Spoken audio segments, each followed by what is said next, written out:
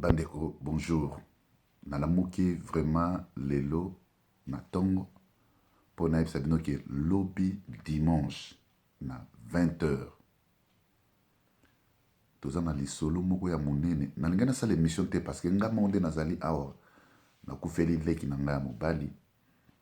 Nazali troisième après nga. Donc nazali mana matam. Mais na cadre ya servir bino bandeko po tofungula bino bana nzambe. Makambo ezoleka na kati ya Angleterre. Mabi Londres te Angleterre. Pour na basal, soi-disant, entre guillemets, basal ya nzambe, c'est très, très, très grave. Lobi na zwi lisolo moko, pasteur moko azana Peterborough, alingaki atante nzambe. Mwasi na ye abela pendant temps ebele. Famille bamekaka batuna mobali wana ya pasteur pour tokotanga kombo na ye dimanche wana tokotanga kombo na ye. Na 20h dimanche tokotanga kombo na ye. Famille wana balukaka batuna ndenge nini opesa biso information ke mwasi azobela.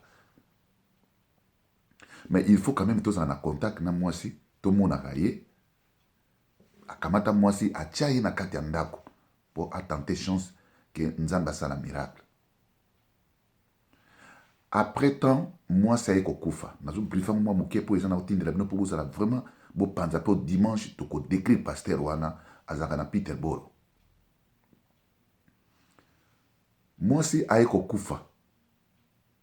Famille balobi OK d'accord total quand même corps ya moi ya ndeko na biso po bominde tozaka na ba famille bipai ba monsieur na Londres ba monsieur na bipai na bipai et puis Peterborough on a bato afana na Londres za mwa musika.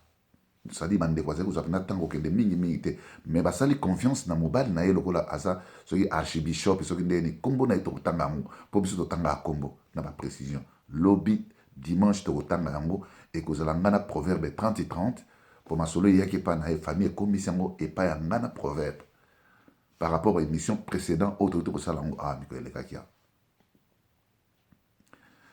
nzoka pasteur tango mwasi akufi apesi siko information siko na famille mais eloko elekeza nini bulandanga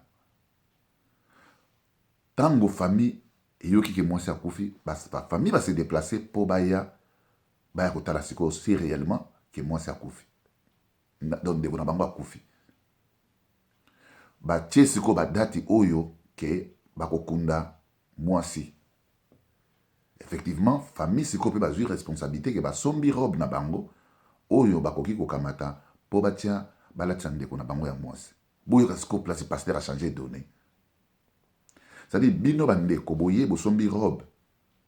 Boyebi ki ndeko na biso akolata robe ne soit ya pembe, soit ya nini.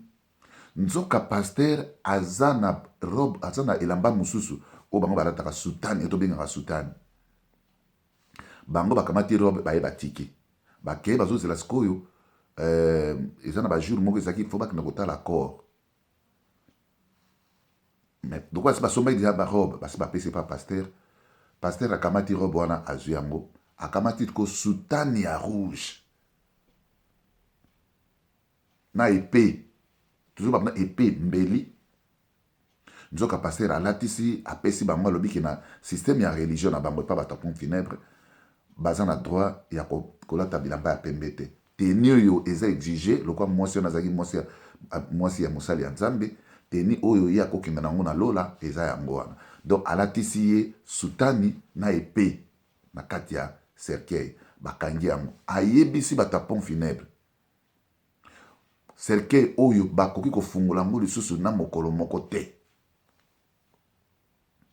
Yoka siko bikamu siko ya bana na nzambe tellement que famille wana babi mais ndeko na biso akufi tozaki na date moko fayite kolotana na corps et puis te parce que jour nini oyo ndenge toyokanaki jour enterrement et comme jour otala corps baboya apesa bango kutu rendez-vous te nini te famille esali recherche ke koyeba pont funèbre nini oyo il fallait batala corps bakoma kuna sikoyo bata pont funèbre babisa bango bike non boko kotala corps te parce que pasteur asala lobaki bakotala corps te bango babi jamais corps ya ndeko na biso totala yango te corps ya ndeko na biso totala yango te batelemi en tout cas comme discussion lokola baza na droit po eza corps na bango et décomposé te ebimi solo te nini te eza te ki mibeko hôpital eyebisi bango ke non ke bofungola cercueil wana te mais eza moto ayebisi bango bafungola corps lokola aza mpe mwasi ya moto ye aza mokolo moto wana te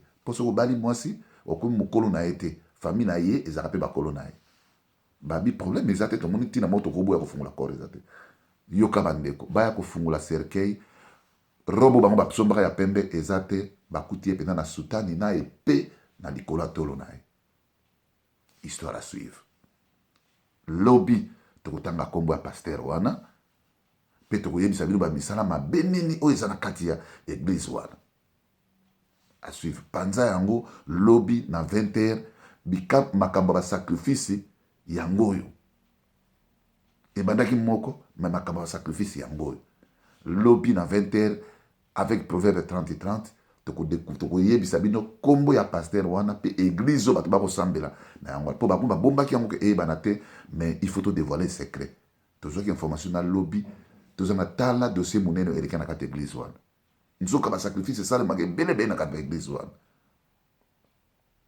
merci tinda mpe pa bandeko